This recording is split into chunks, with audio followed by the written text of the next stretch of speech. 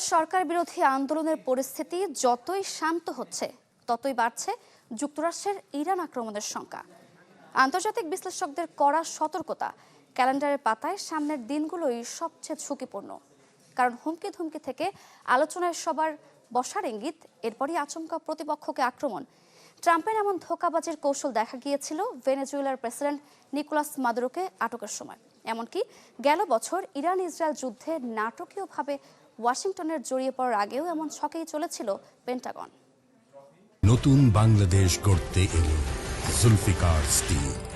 Zulfikar still, ইস্পাত দৃঢ় অঙ্গীকার। ধারাবাহিক আগ্রাসনের হুমকি, উপসাগরীয় অঞ্চলে মার্কিন নৌবহরের সক্রিয় অবস্থান ও আকাশ প্রতিরক্ষা ব্যবস্থার সতর্কতা, সব মিলিয়ে যখন আবারও ইরান যুক্তরাষ্ট্র রেষারেষি তুঙ্গে, ঠিক তখনই ডোনাল্ড ট্রাম্পের কণ্ঠে নমনীয়তার সুর। এমন পরিস্থিতিতে আন্তর্জাতিক বিশ্লেষকদের সতর্কতা, ক্যালেন্ডারের পাতায় সামনের দিনগুলোই সবচেয়ে ঝুঁকিপূর্ণ। কারণ হুমকি ধমকি থেকে আলোচনায় বসার ইঙ্গিত, এরপরই আচমকা প্রতিপক্ষকে আক্রমণ। এমন ইতিহাস ট্রাম্প প্রশাসনের নতুন নয়।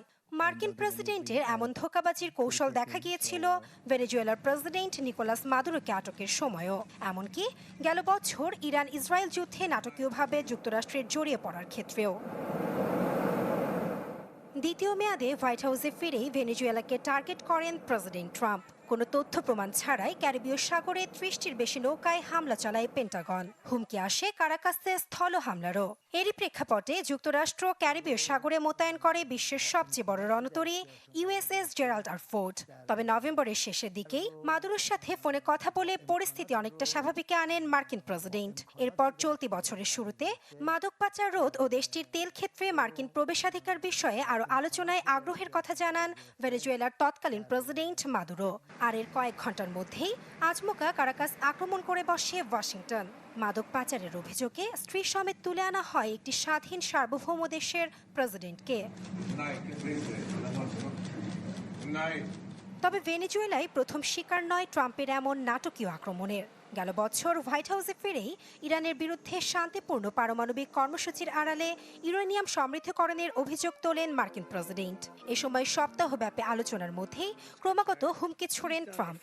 তবে পরক্ষণেই আবার আলোচনার মাধ্যমে সমাধান খোঁজার ইঙ্গিত দিলে উত্তেজনার পারদ অনেকটাই নেমে আসে। তবে এর কয়েক ঘন্টার মধ্যেই তেহরানে হামলা চালায় মার্কিন মিত্র ইসরায়েল। পরে ১২ দিনের এই সামরিক সংঘাতে জড়িয়ে পড়ে যুক্তরাষ্ট্র।